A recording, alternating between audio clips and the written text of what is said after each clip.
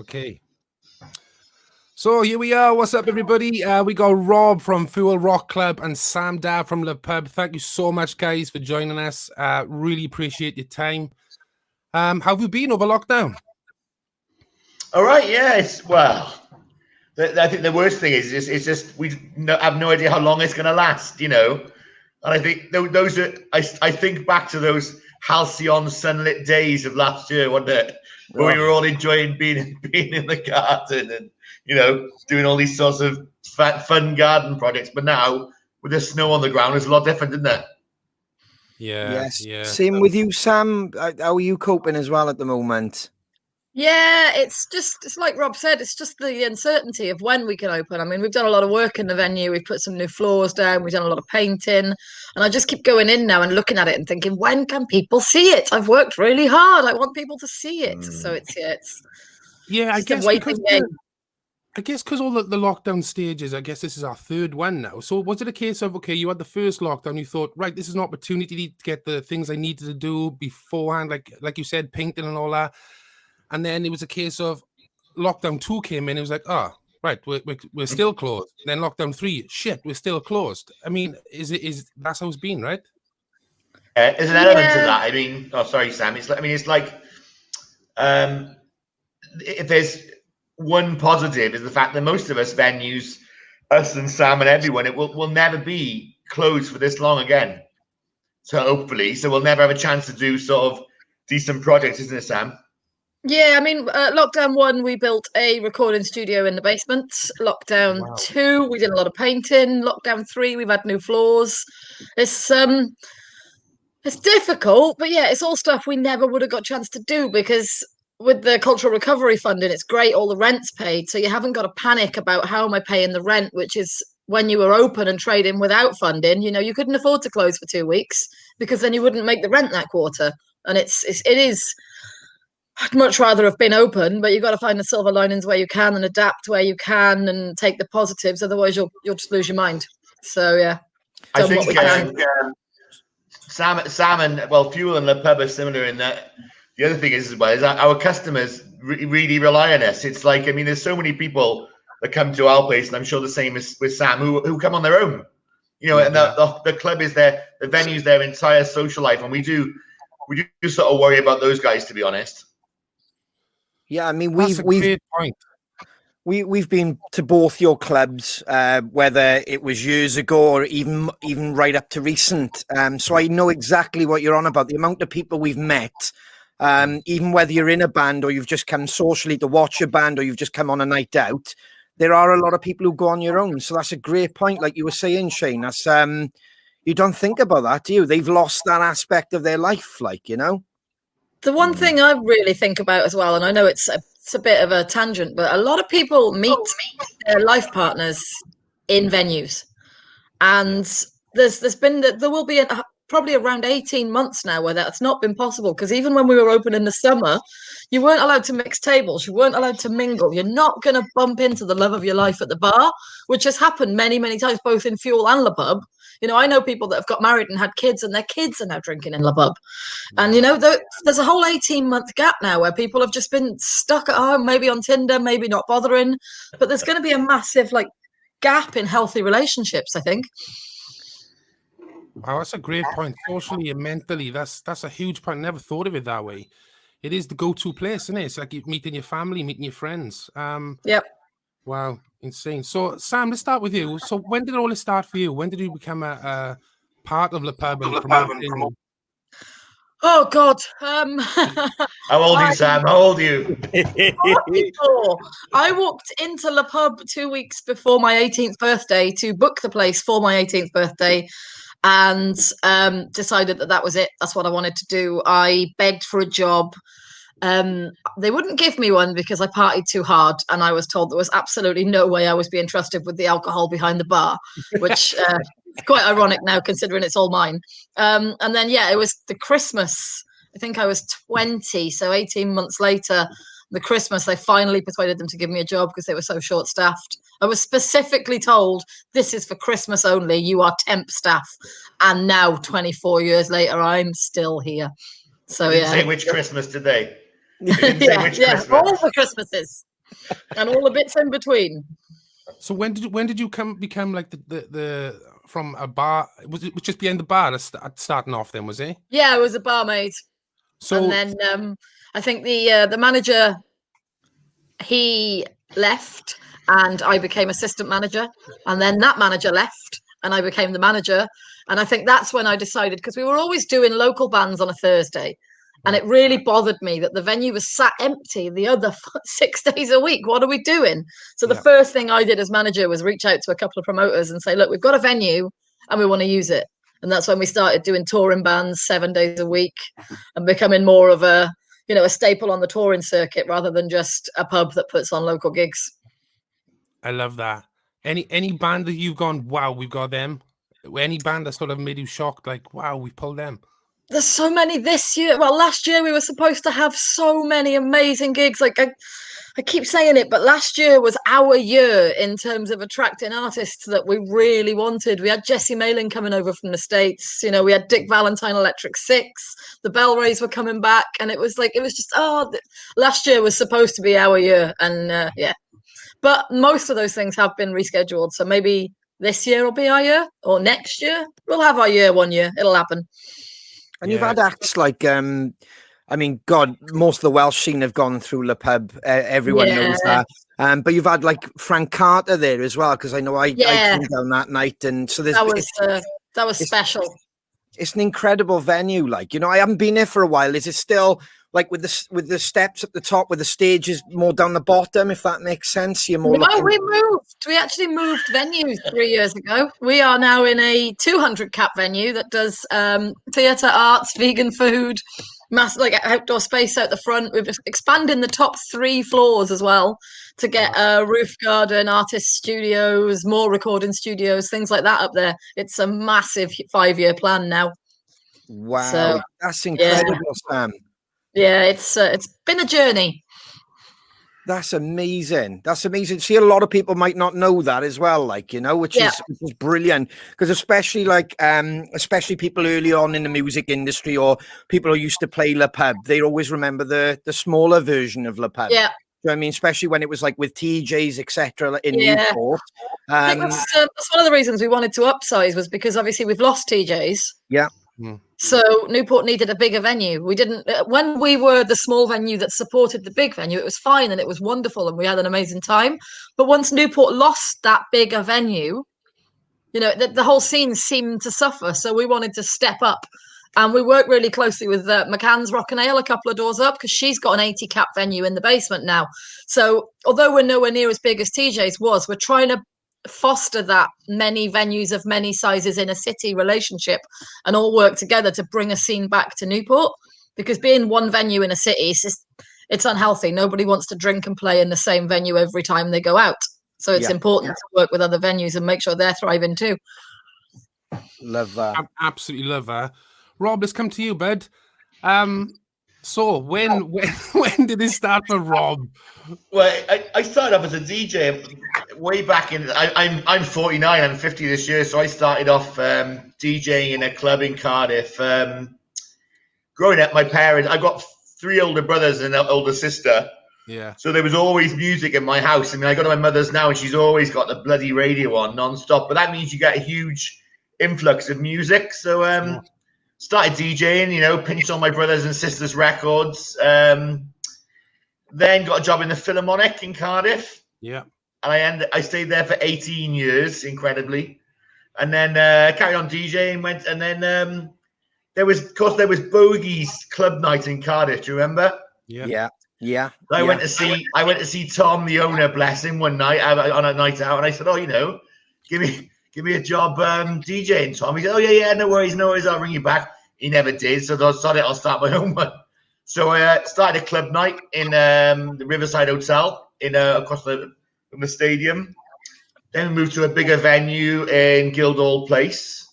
Then that place closed, and there was a few weeks where we thought, that's it, because when you're a roving club night, if you have a venue that'll give you their Saturday nights, that's a failing venue, So we're trying to find someone that'll give you a club night on a Saturday is really hard.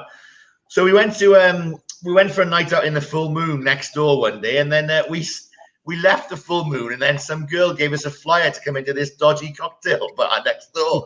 So we went in and we stood there and we're thinking, this place is a bit weird, and I didn't even know it was there.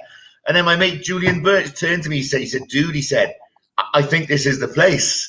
And we got in contact with the owners, and we did a bit of a partnership with them for a while. And then my partner Angie and I took it over 5-6 years ago now, and it took a bit of work. But yeah, none of us are perfect venues, but grassroots venues rarely are. They evolve from other things, don't they? We were a restaurant 10 years ago, but we do what we can. And like Sam as well, we're hoping to make it better in lockdown. We're hoping to do some projects on the stage and try and get a bit of a better venue in the long run. I think that's brilliant. And I got one story I forgot to tell you there. I used to DJ in Aston's in Bridgend as well. I don't know if you guys are old enough to remember Aston. Rob, we used to play Aston's when we were 16. So a quick side story there. There used to be, if I'm right, a guy called Gareth owned it. I think it was Gareth. There we go. And he gave us a gig when we were like 16, and we naive, we didn't realize the flyering was illegal. So we'd covered all the bus stops, we'd covered Woolworths windows,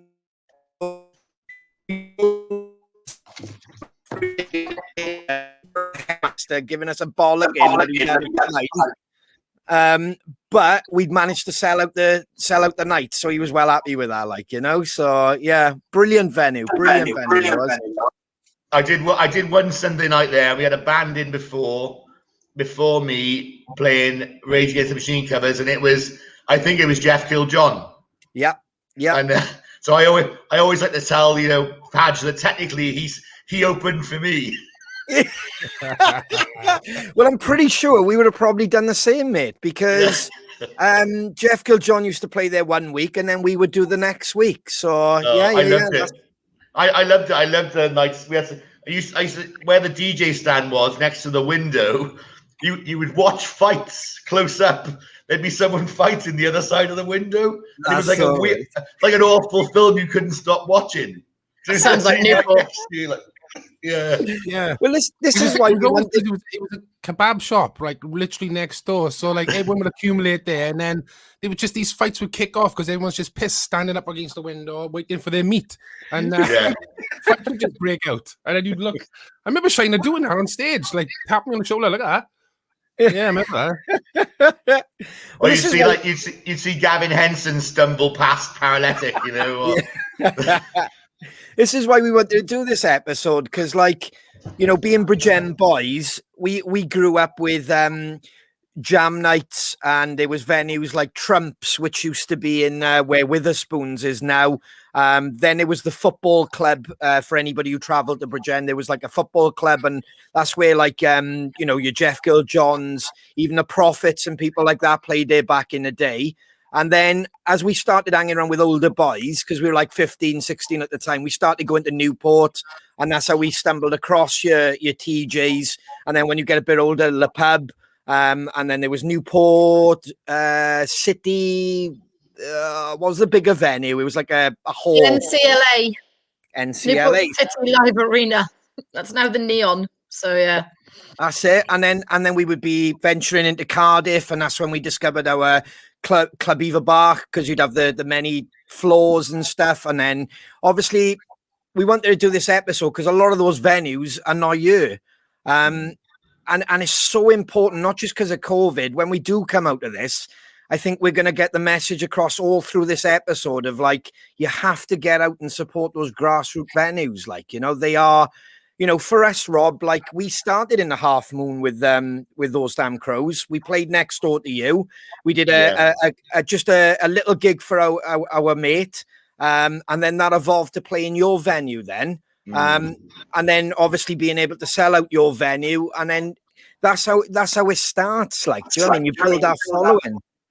Well, we going back to what you said there about bands we've had. I mean, we had Holden Absence's first gig here, their first ever show, and Lucas the barman still works on our bar, bless him.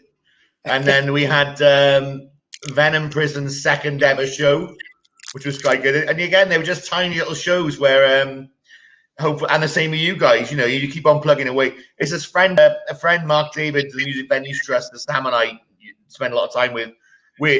Grassroots venues are the research and development arm of the music industry. We're like the skunk works of the music industry, where everything sort of starts off and then builds on. And we're happy when guys go and play club. That's not a problem, you know. And then they move on to tram sheds and David Zoll, hopefully Motorpoint, which is what, you know, trajectory you guys are on, hopefully, you know. And yeah, it's nice. We like to see guys going through, and it's and they keep in touch and they come back and see us. It's great. We love that. Well, that is exactly what happened with us, which is it's perfect. We started playing like Cardiff a lot, and then we were bouncing back from England and coming back, and like Fuel seemed to be the template for us. That was our new hometown, which is bizarre, you know, because it just became our starting point, didn't it, Shane? It became like the Welsh place to go, and then obviously we were fortunate. We just sold the tram shed, and then we were, before COVID, destined to play the Motorpoint. But there you go, isn't it? Like, you know, so it affects everybody. But you got to have these bases, your LePUBs, your Fuels, to build that community. Completely. I mean, we did the first ever Skindred gig, and look at them now. You know, they're touring arenas around the world. And Dan, who plays bass, worked for us and lived on my sofa for 3 months. And I think music venues don't just provide a stage, they provide an income that can be flexible enough for bands to go on tour. Like Rob said about Lucas with Holding Absence. You know, we've got a couple of people in bands. I think, excuse me, James from Himalayas works our bar because he knows that if he comes to me and says, I need to go on tour for 3 months, I'll go, oh, I hate you, but I'll sort it out. You know, I'll cover his shifts for him. And they provide that, and they provide a community of people that can put you up on a sofa. They can, you know, and I think that's really, really important. It's not just about the stage, it's about the wider setup. And of course the sound techs, the promoters, that sort of thing as well. It's not just the musicians that kept their teeth. It's people putting events on and learning the business, you know, the other side of the things. It's a huge support network. It's like I look at you both there, and you're really proud of bands that have come through your starting off at that stage and that progression, like in every form of life. It's not just music, you know. You've got to start somewhere, but you give such support network to those up and coming bands who petrified to jump on stage. But it's the harsh reality as well, because if you go down well in these pubs, you're going to do great. On the bigger stage, it's that natural progression. You're almost like the parents of these kids coming through and just ushering them on to the next stage in life. It's incredible. I feel like it at the moment. Sometimes in work, I really do feel like their parents.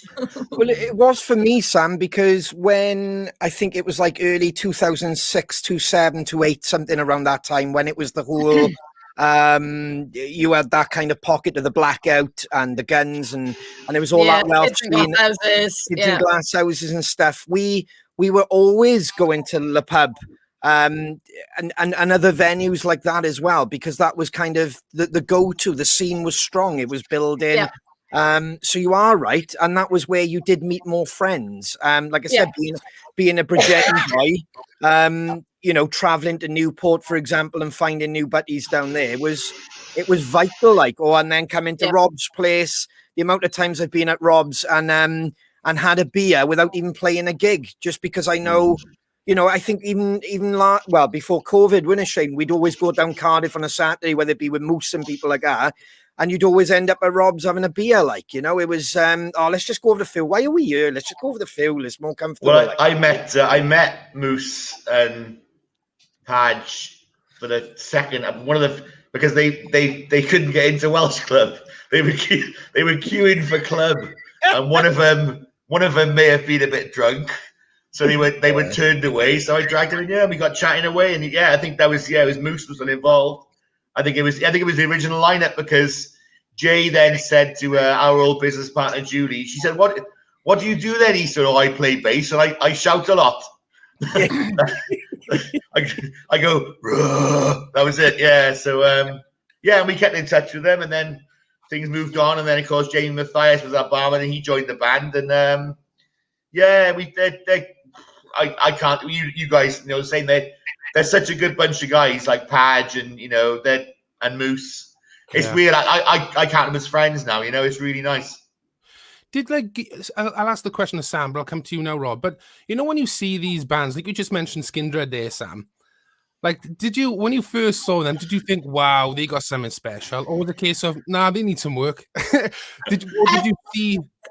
There is something. I mean, I don't want to go all Simon Cowell, but it is an X factor. You don't know, you cannot put it into words. But I actually was talking about this the other day with some friends, but I saw Enter Shikari in TJ's, and there were 30 people there, and I only went because the DJ from LePUB was his first gig he was putting on, and he was like, "Oh, please, can everyone come? I'm really nervous. I've got this band down. No one's heard of them." And this was like literally no one had heard of them. I think he'd found them on MySpace and invited them down. It's how long ago it was, MySpace times. Yeah. And within 30 seconds of them starting, even though their music is not what I listen to. It's not my thing at all. But within 30 seconds of them starting, I absolutely 100% knew this will be one of the biggest bands in Britain within 5 years. And they haven't, they went, they definitely were. And there is something. And yeah, looking at Skindred, I think I can't really speak about the Skindred gig because of the Dub War connection. Loads of people, the word got out, it was happening. And we had people literally trying to kick down our fire exit to get in. And I'm pulling people behind the bar just to stop them getting crushed. So I do not remember a second of the actual performance because I was just there. We had to phone security from other pubs. We ended up phoning the police to come and help because there were like 300 people desperately trying to get in, fighting to get in, threatening door staff to get in. And it was, so I was mainly on the door going, just go home.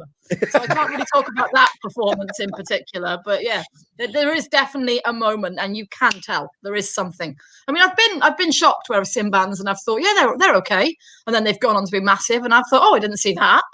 Yeah. But no, there's been a few that I've seen and gone, yes, and that feeling's never been wrong. Once I've seen that, it's always that they've gone on to do really good things. That's amazing. What about you, Rob? Same with you?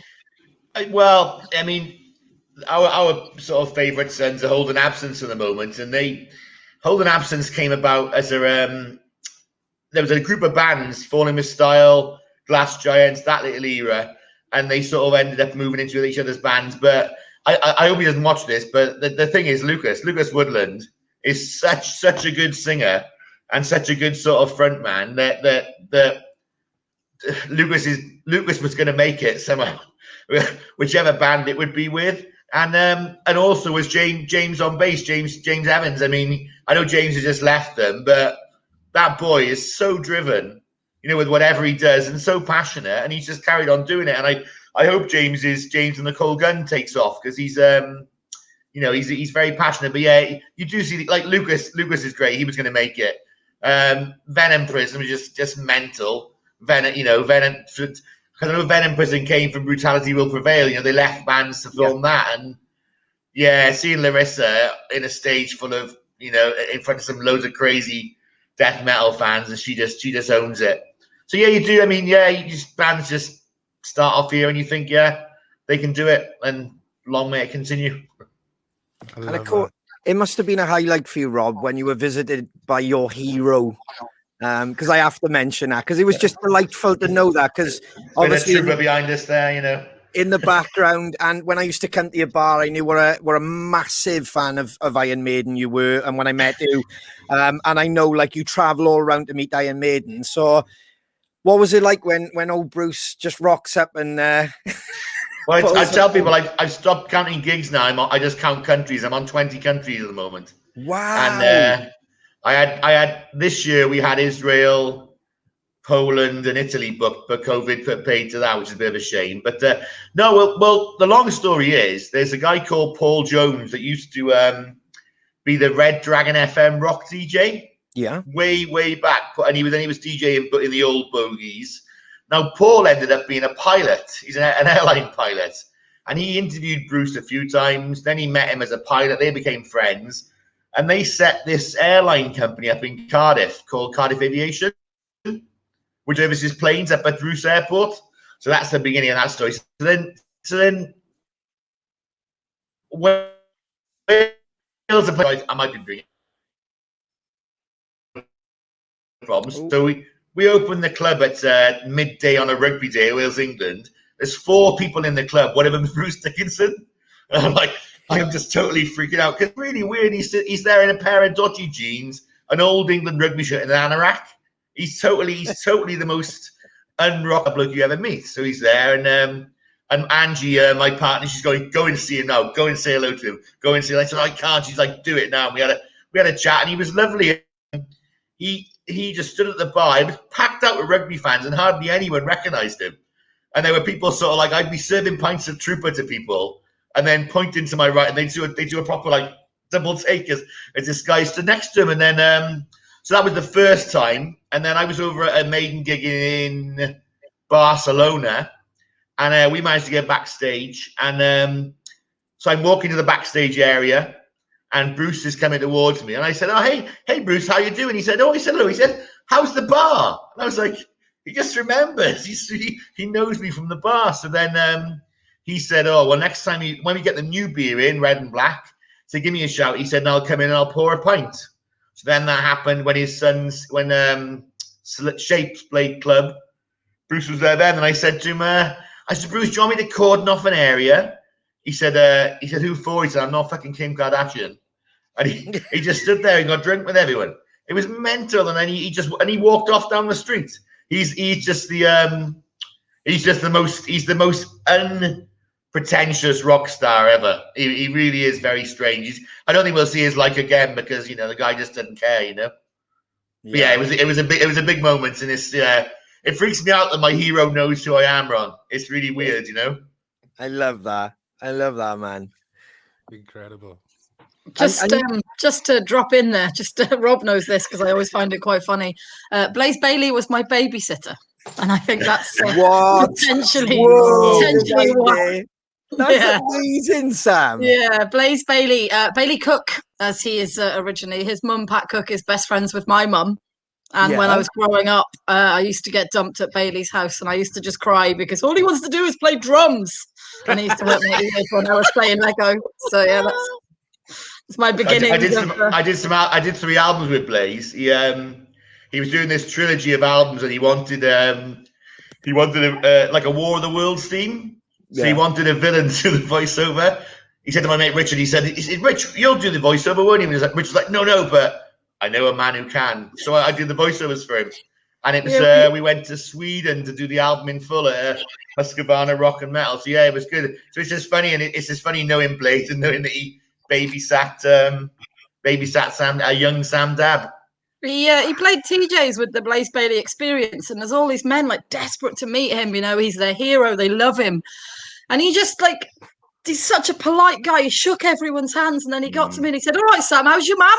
And everyone was looking at me, and I was like, oh, this is so weird, because it's just another world. I think the way that people idolize Blaze Bailey and Bruce Dickinson and people around Iron Maiden was a real eye-opener for me, because there were men in their 20s and their 30s crying because they were in the same room as Blaze Bailey. And it's an amazing passion to feel, but something I don't think I felt anywhere else really, other than in that Iron Maiden fandom. I wasn't a massive fan of Blaze because I'm a huge Bruce Dickinson fan, but Blaze played here once with his band, and he came on stage and you guys will appreciate it. He said for 7 years I had the #1 job in my profession in the world. Yeah. And I was like, wow, yeah, you can't take that away, could you? Did he hide behind the curtain for 4 hours when he played your place, Rob? No. When he played TJ's, he hid behind the curtain on the stage from sound check, while the support bands are playing and everything, so that he could appear from nowhere. And he was there the whole time behind the curtain. Dedication, man, dedication. Yeah, that's dedication. I love her. Stood there behind the support bands and everything, just chilling, He's a lovely guy, Blaze. You guys, you're gonna meet Blaze. He's the nicest bloke. Oh, that's brilliant! What a story! I love it. Blaze will tell you stories about. Of course, Wolfsbane signed to Def Jam Records, didn't they? Yeah. And Rick Rubin produced their album or something random. And Blaze said he was in the studio in LA. He said, and he was he went out to get a drink at the sort of coffee machine. And then like he turned to his right, and Ronnie James Dio was waiting to get a cup of coffee, and he was like, oh, you know, just like. But again, Ronnie knew who Blaze Bailey was, and that was it. Just literally blew Blaze away. You know, he's got some great stories. We should get him on your pod. I'll tell you what. Let's get him on your podcast. Do it if you know him. If you've got a contact, definitely. Yeah. That's incredible. Because some of the stories I've heard of Blaze, and that'd be amazing. Definitely. Yeah, let's do it. Yeah, I'll sort that out. Rob's going to be the only one. Sorry, no, Rob's going to be the only one old enough to remember this. But do you remember Crossroads, Rob, the soap? Yeah, with Stan. Yeah. Stan Stennett was in now, wasn't he? Yeah. Pretty much every episode, a taxi driver pulls up and goes into reception and asks for a customer. Blaze Bailey's dad. That was his job. He was the taxi driver on Crossroads. So he's got his television career is about as impressive as mine. Then is it? Yeah. How is that going, Rob? Is it? All right. Yes. I'm a staff member on Casualty, so I get like I'm in tomorrow, and I'm in tomorrow, and I'm in Friday, just pushing trolleys and pushing beds around. It's great. I did an advert for Transport for Wales back in the summer. Yes. About the metro, and I got killed by some aliens on War of the Worlds in Newport, Sam, near Motorpoint Cars. Is it? There's a big studio there where they built a big downed alien spaceship. I got killed by the aliens, but no, it's great. It's good fun. It's like a little secret society film extras. Yeah. Once you get into it, if you're regular, you get on quite a lot. And I've done some good stuff. It's good fun.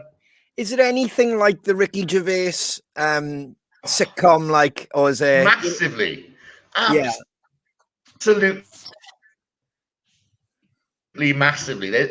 He has to. There's all the bits like the food. You literally you have to wait for your food until everyone else has been through. Literally, like, you're the lowest of the. You're not supposed to speak to the artists. You're not supposed to say a word to them, because they're all, it's all like that, and it is literally like, I remember being covered in blood, covered in fake blood, thinking, what am I doing this for? For like 80 quid a day or something we get, But no, it's good fun. You meet crazy people, and that War of the Worlds one, there was I don't know if you've seen it. It's a French production, and Gabriel Byrne's in it. I'm thinking, oh my god. Yeah, and Gabriel Byrne's in The Usual Suspects, like, when he's walking past, you're like, oh my god, But yeah, it's good. The Ricky Gervais thing is absolutely nailed on. It's incredibly accurate.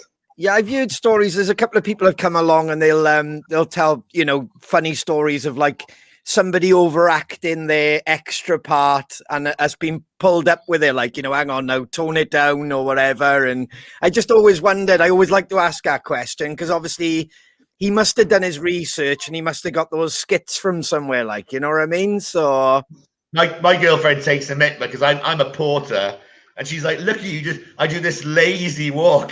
I act as if I don't want to be there, because that's what I would be if I was a hospital porter. So I just look at you, but the thing about Casualty that's weird as well is that if you ever watch it now, everyone walks around in circles. We literally walk around in circles around the one room. And while the actors do their bit, but it's all good fun. And I forget that Casualty is a massive BBC primetime production, and it's made down Cardiff Docks. It's really weird, but it's all good fun. Wow, I didn't know that. I didn't know it was made down in Cardiff.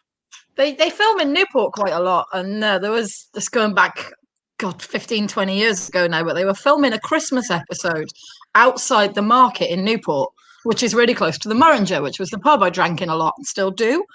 And I got absolutely hammered one afternoon. And it was middle of June because it was Wimbledon time. And I watched some tennis, gone to the pub, had a load of beer.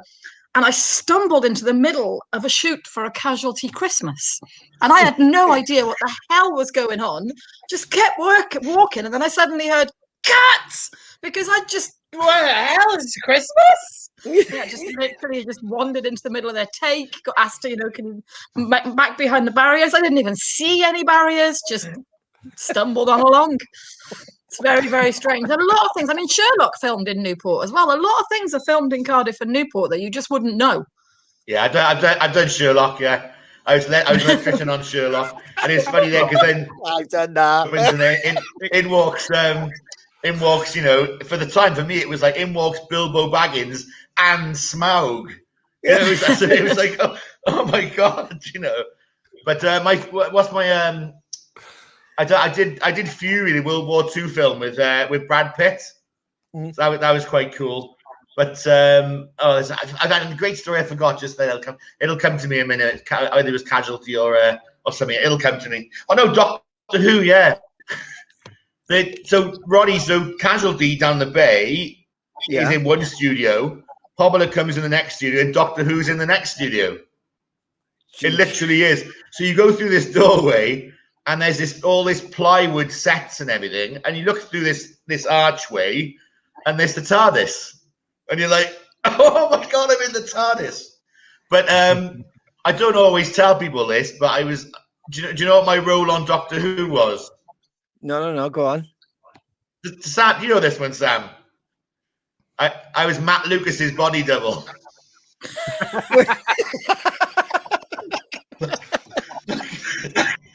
It's so obvious now, isn't it?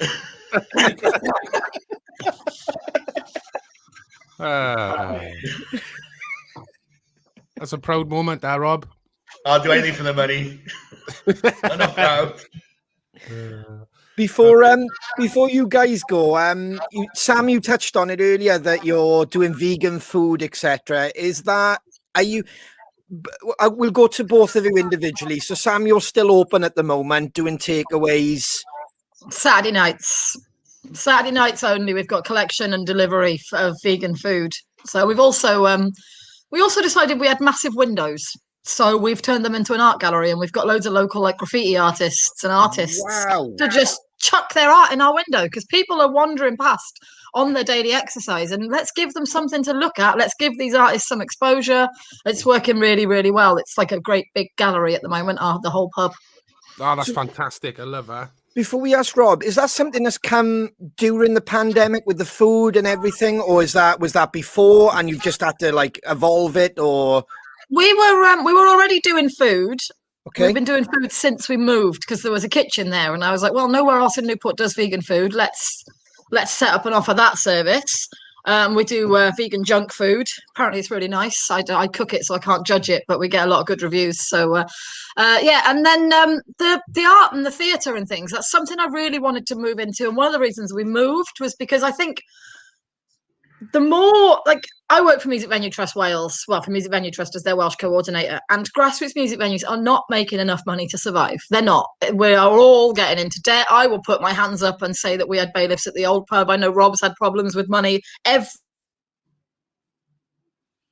single venue has had problems with money. You get past them because you're passionate and you fix.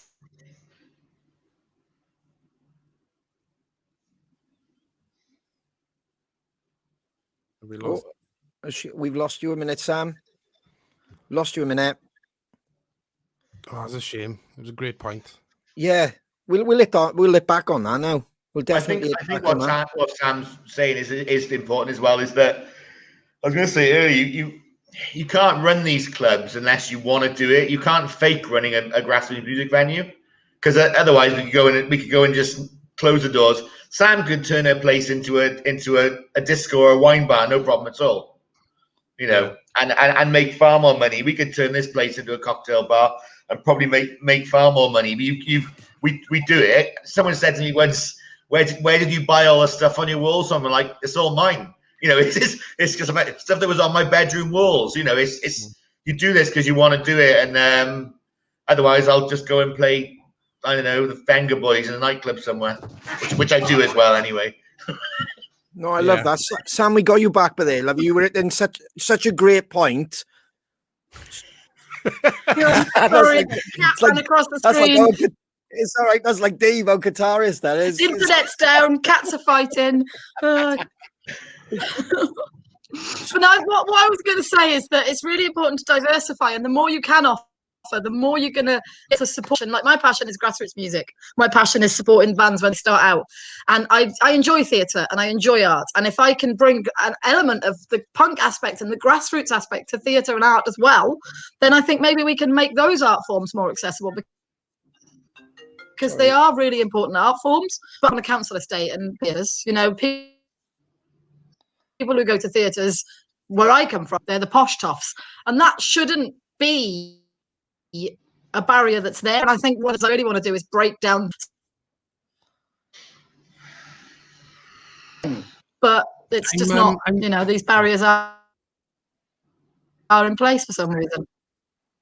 You were in and out there, Sam, but your point is absolutely incredible. And what's so important here is it's not just having a venue for bands to go in, it's the people behind the venue, like yourself, like Rob, that are so passionate. You can hear it in your voice there, Sam. Without you guys, that venue doesn't even exist.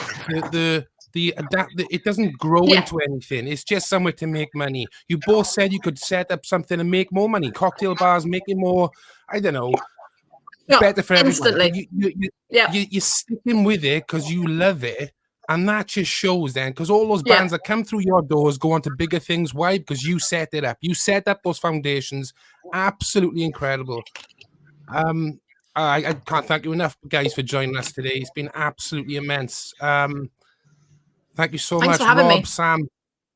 Yeah, thank you, guys. It's been a pleasure. And I promise, and Shane's the same, as soon as everything gets back to normal, Sam, I look forward to coming down and trying some of that vegan food and having a beer. And Rob, you know, we'll be down having a pint with you, mate. And I urge everybody, please support these venues. Whether it's now the best way you can, or even when we do get back to some normality, get down there and watch those bands.